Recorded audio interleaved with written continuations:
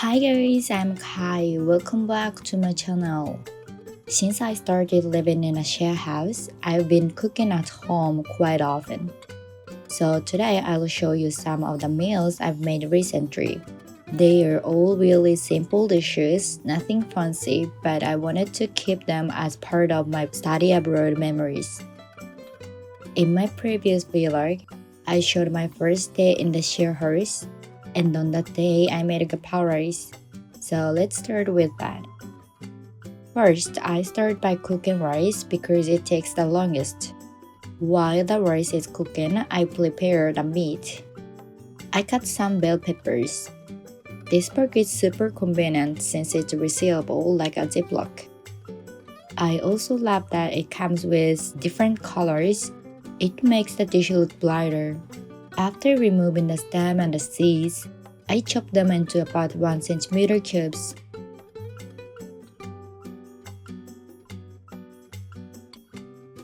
Then I stir-fry the peppers first.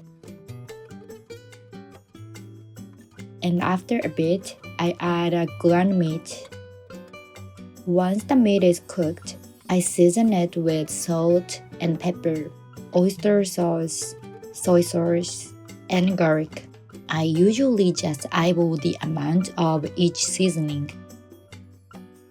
Right when the meat is done, the rice is also ready. Now I make a sunny side up egg to put on top. While it's cooking, I start plating. I put lettuce at the bottom, then rice, then the meat. Finally, I top it with the egg, and it's done. That was my dinner for the day.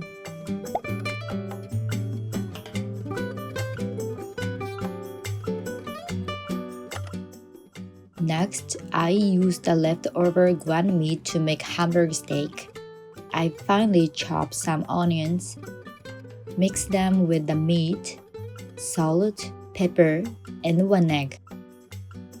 After shaping them into patties, I pan-fry them until both sides are burned. Then I add ketchup and the Japanese-style sauce, around a 6:4 ratio. It's also great if you add cheese inside. I had it with salad and miso soup. On another day, I made a Japanese curry. I started by cutting the vegetables, carrots into chunks, onions into wedges. I didn't add potatoes this time because I wanted to freeze the leftover later, and potatoes doesn't freeze well. The texture changes after thawing. Since carrots take longer to cook, I microwave them first. And meanwhile, I saute the onions. Then I cut pork into bite-sized pieces. In Japan, curry meat is sold pre-cut, but in Canada I could only find big chunks, so I cut them myself. Once the onions are soft, I add the carrots and then the pork.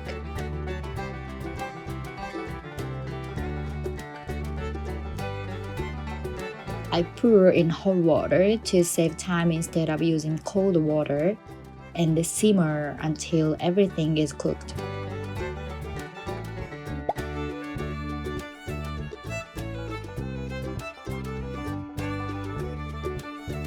Then I add my favorite curry roux, which I bought from a Japanese grocery store in Vancouver. I use half of the block and break it along the lines so it melts easier. Once the roux is completely dissolved, it's done.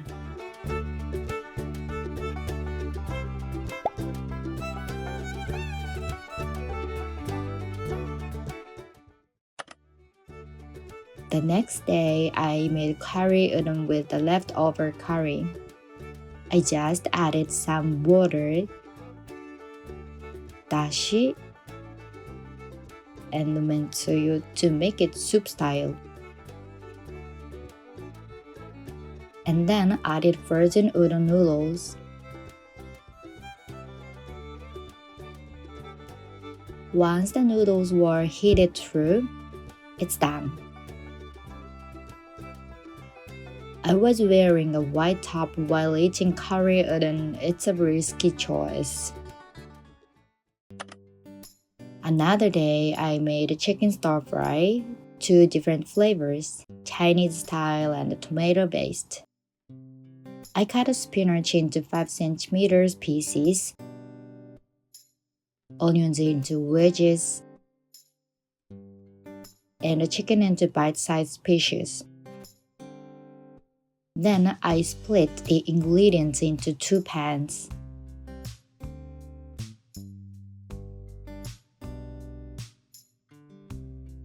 For the Chinese style one, I used salt, pepper, garlic powder, oyster sauce,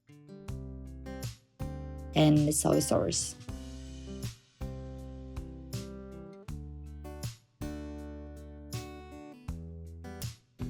For the tomato one, I used salt, pepper, garlic powder, consommé, and ketchup. I had the tomato one with bread and salad, though I burned the bread a little. And finally, I made onigiri and tamagoyaki. My Korean friend made kimbap for me, so I decided to make these as a thank you.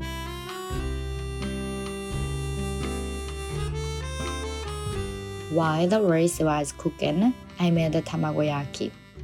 I used 3 eggs, added sugar, dashi, and mentsuyu. I like it sweet, so I added a bit more sugar.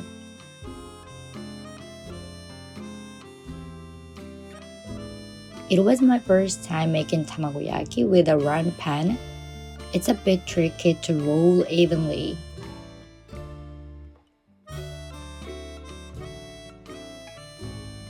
But it turned out fine. For the onigiri, I made 2 types, tuna mayo and furikake with mentaiko and wakame seaweed flavors. For the tuna mayo, I mixed canned tuna and mayo and soy sauce.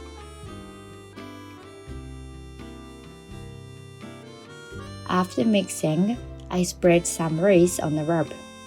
Put the tuna mayo in the middle and shaped it into a triangle. For the furikake one, I just mixed it into the rice and shaped it the same way.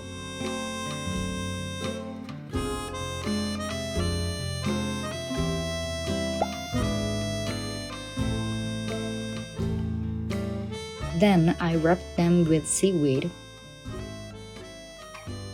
And it's done.